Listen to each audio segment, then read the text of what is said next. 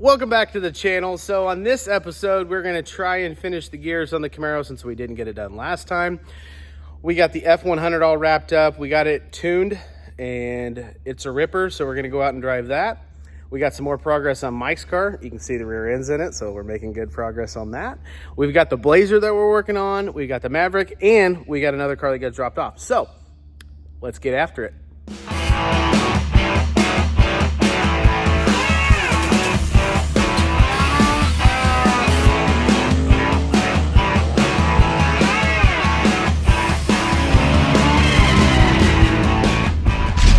You're watching the Vasko Speed and Performance YouTube channel.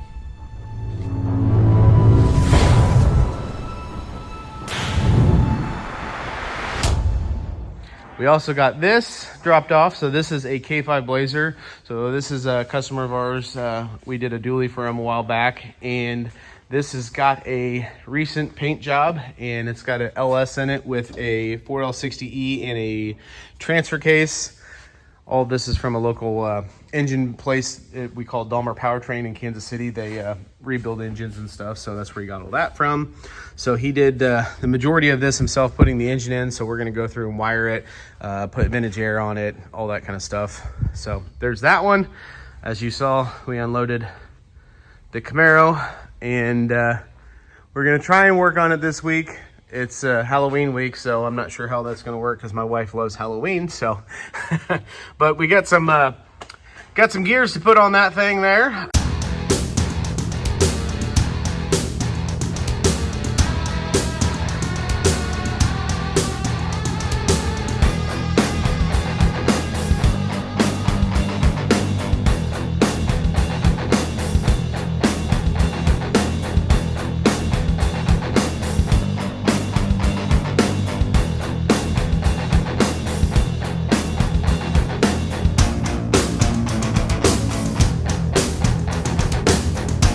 This is the K5 Blazer that our customer dropped off. It's got an LS swap, and it had a whole bunch of old previous, brake lines, wiring, and all sorts of stuff on it. And we are going to essentially make this thing run and drive. We're going to be putting vintage air on it, as I said before. Matthew's been working all morning getting all of the old brake lines off, everything off, and trying to critique and fix all the little issues that this thing has, so that way we can hit the ground running with it. One thing we did notice is the front cover on it is incorrect, so we're going to have to switch the front cover out, possibly the timing gear, which means all of this front accessories that he put on is going to have to come off, including the balancer. Another thing that we're going to have to do is, you'll notice the engine doesn't look like it's setting in there 100% level, and it is hitting right back there. So it's going to rub a hole in the oil pan if we don't fix that now. So that's another thing we're going to address. We might be able to adjust this and make that work and then get the engine level, but it's close, but it's definitely not level. He also got all the old fuel lines off, got all the old exhaust off of it. We pulled the headers off. One of the header manifold bolts was broke off in the head, so we're gonna have to get that out. Let me go look at these headers and see where he put them at. So here are the headers that were on the truck. They're hooker headers. They're actually stainless, pretty nice. But you'll notice he had MIG welded something onto the end of it, and he had a clamp on there, and it didn't really work that great. So we're going to putting a V-band on that. We're going to have to make new drive shafts front and rear. He's got a box full of parts here. He's got a automotive wiring kit for it, and we've got a Holly for it. Okay, so we are back on the Blazer. We are waiting some parts to show up for it. Hopefully Summit should be delivering those today. So that being said, we went ahead and started on wiring of the truck. So let's flip this camera around and I'll show you guys what we're working on. Okay, we went ahead and took the brake booster and everything off because we're not going to use it. Honestly, if you look at it, it's been leaking and corroded. So there's like no point in even attempting to jack with any of this brake lines and stuff that are on this thing. So we're gonna get new ones of those, but Matthew's working on doing the wiring. So this kit is from, who's this kit from, Matthew? American Auto Wire. American Auto Wire. So mostly we've only done, or me personally, have only done the painless kit, but after looking at this kit, it's actually pretty nice, and I'm probably gonna say it's better in my personal opinion. They obviously label everything just like painless does, but this kit actually comes with a lot more stuff in mind. Like, you know, you're generally never going to reuse the headlight switch or the ignition switch or whatever. And they literally came with a new ignition switch. There's a new cylinder and keys in here. It came with the high-low button. So pretty impressed with the kit so far. So Matthew's going and putting this bulkhead in here, and he's going to start, you know, loosely running all these wires to where they need to go. One of the issues, the owner tried to cut the hole himself, and I'm going to throw that picture in, and he cut the hole too big. So Matthew had to go, and we had to design this plate to cover up the massive hole that he cut, just so we could put this bulkhead in there. So kind of a pain in the butt. Sometimes we got to walk forward to go backwards, but that's the way it is. So he also went and put all the front accessories on this thing, and it still had the VVT, which he's most likely never going to need or use. And I'm pretty sure the Holly doesn't even have the connectors for it or the ability to adjust that. So we had to take it all back apart, and we are going to switch it out. We are waiting on the cam gear and the bolt today, and we're going to switch that out and put the new front cover on it. We got the engine leveled this way. I'm not sure if this angle's good, but that's kind of where it was at, so we're just going to leave it that way. And I'm afraid if we move it up, he's kind of somewhat notched this back here for it, and you do too much more, it's probably going to hit the firewall, and that all would have to be redone. So we're just going to leave it where it was at and kind of hope for the best. So that's where we're at on the Blazer. So the car that got dropped off today was this beauty. It is a 1973 Chevrolet Camaro. It has got a whole bunch of chassis work and everything already done to it. So what we're going to be doing to it is we're going to be building a twin turbo kit for it. The engine's not here yet. It will be here soon. So we have that. We got to do some brake lines, got to do a fuel system. So we got a bunch of stuff to do in this car. So we're really excited to get going on it. So today we're actually going to start working on the brake lines. So that will be that side of it. And then once the engine everything else shows up, then we'll go from there. Okay, so the Camaro already has these tabs welded on here, which is usually what we use. So this is really nice that it's there. So we can start by making the front brake lines. I ordered more brake line. I don't have a little bit of it right now. So what I'll probably end up starting to do is making the rear brake line run all the way down, get that one knocked out first. It's got a Willwood master and proportioning valve, and Willwood actually told him to reverse them. So normally you have, you know, your front brakes in the front and the rear in the rear. He wants them to flip around because they want the primary of the braking done in the rear on this car because it's a big tire with small tires up front. So we're going to do that, but what we're going to work on first is we ordered a line lock for it. So the line lock hasn't showed up yet, or the brake line. So I'm going to work on making the rear brake line first, and we can go from there.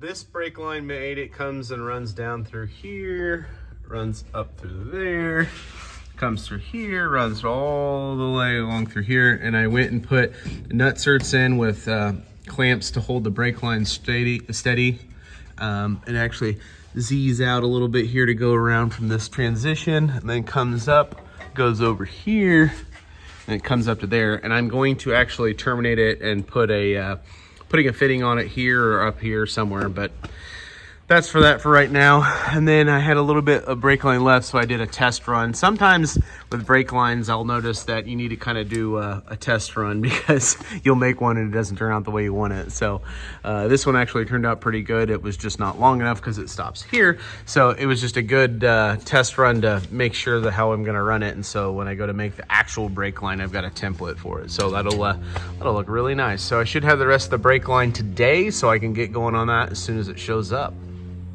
Okay, so we went in and did some final tuning on the F100 the other day. Eric came by. I appreciate that, Eric. Really, really meant a lot. Ended up getting it fixed. Had a couple little issues with like the blow-off valves, and they weren't opening when they should have opened, and part of it was the spring and yada, yada, yada. Ended up getting it all figured out. So now we are done with the truck 100%. So we're just going to go through and double check everything, go over everything, make sure all the bolts and stuff are tight. So let's go and do a walkthrough on that. Okay, one thing we really like to do is we like to paint mark everything. So we have these paint marks on all these bolts to signify that, hey, we have tightened that bolt. Notice there's one right up here that's tight.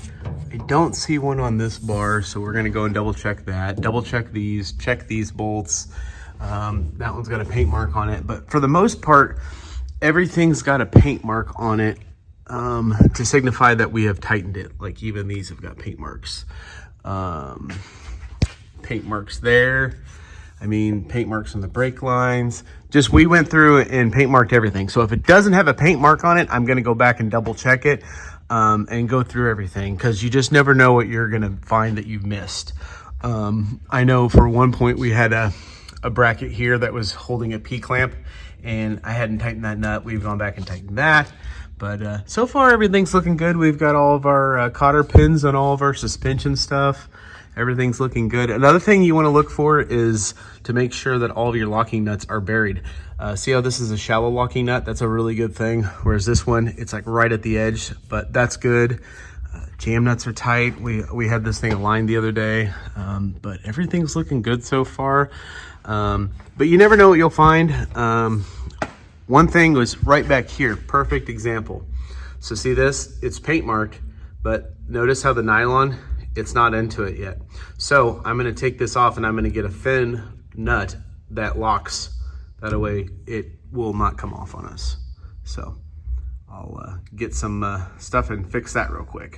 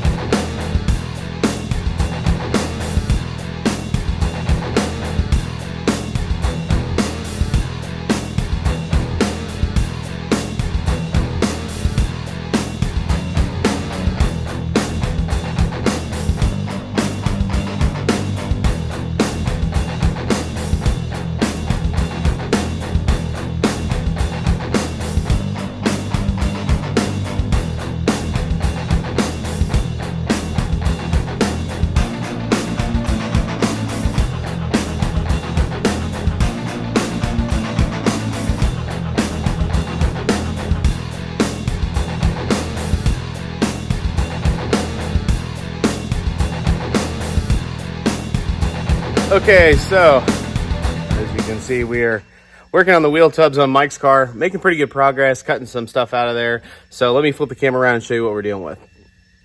Okay, we have all the wheel tub cut out and we've done our measurements. So they want it to be 9 inches from this surface here to the inside edge of the wheel tub. Oh, FedEx is here. I'll continue the filming. Hold on. Okay, we are back. FedEx delivered. They were supposed to deliver it yesterday, but something happened and I don't know. But nevertheless, in the words of Joey, just trust UPS. So anyways, we've got the wheel tub in here from Team Z, and it's kind of just in there to make sure our spacing and everything's going to be right. We did kind of mess up. We cut along the edge of this, and so we'll just have to make a filler panel from there to there, which isn't a big deal. I like to not do that, but it is what it is. Part of it. You know, you just you mess up and you just go on with life. So this is 9 inches from here to here and 9 inches from here to here. This has got some wobble in it. So the piece that goes into this is actually a little long, so I need to cut it down. So I'm going to set it up in the plasma table to cut it down to the 9 inches, and then we will bring it over here and get to work on making wheel tubs. So rather than sitting here and trying to cut a straight line, I just set this up in the plasma table, measured from this lip to there 9 inches, measured from there to there 9 inches, ran it across a few times, made sure it's square. Should be good. So we're going to cut that. Once we get that cut off, we're going to save that extra strip, and I'll show you what we're going to do with that. Okay, so I took the piece that we cut off of the mini tub and I put a 90-degree bend in it. And so what I'm going to do is I'm going to put it in the shrinker stretcher, and we're going to basically make it follow this exact contour of this, and then we can tack weld this to the inside of the wheel tub on the body side of the car. So it might make more sense once I get it made. So let's do a time lapse. You'll see how it's made and we'll see how it fits in there.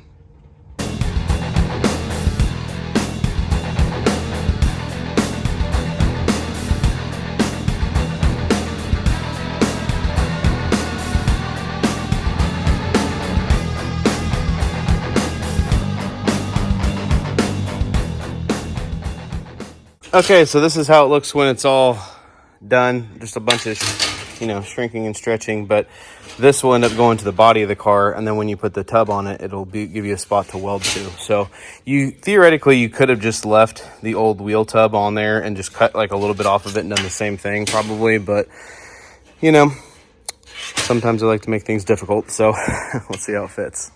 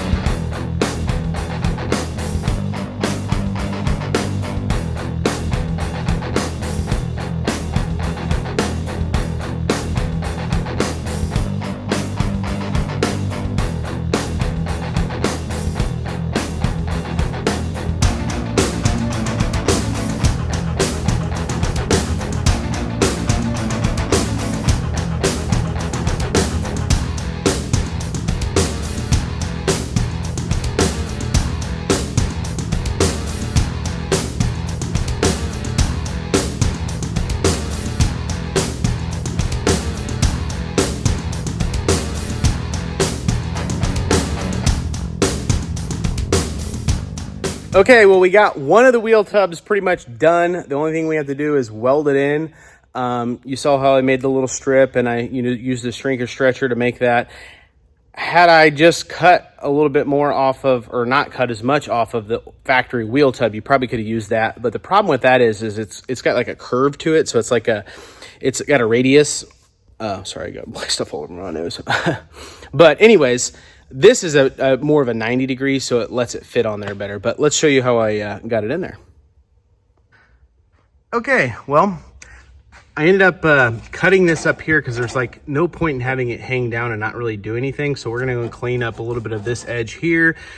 This up here we'll clean up in here and we'll be able to weld some of that. I went ahead and boxed the frame in. I didn't film that, I should have filmed that, I forgot. But then we can weld all the way along here and about there, and then the rest of it is just open. If you really wanted to, you could have probably cut the tub out a little bit more, because this can get sharp. You'll see there's a gap. So when we cut the wheel tub out, we cut it all the way on this edge here. We should have measured. It is what it is. So we'll end up making a filler panel to fill up that gap there so that smoke doesn't get in. Once it's all done, then we'll go back and seam seal it.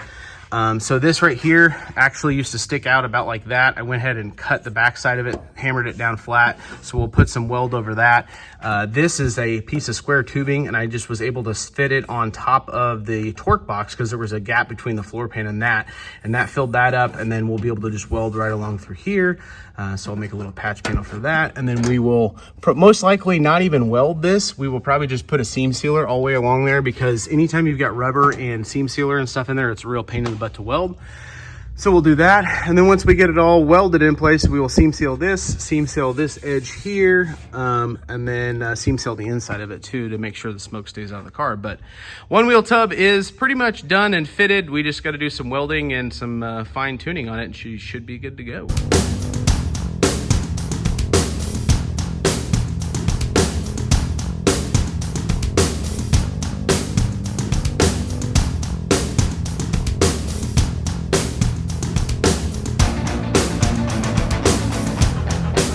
Well, that's going to do it for this episode. So make sure you come by the channel next week, because we got parts rolling in for the Blazer. We got parts coming in for the Camaro that we're working on. We're going to try and get the rear end back together. So hopefully we can get that done, get that car back on the road. But again, as always, appreciate everybody coming by the channel. And make sure you like, comment, and subscribe. And we'll catch you on the next one.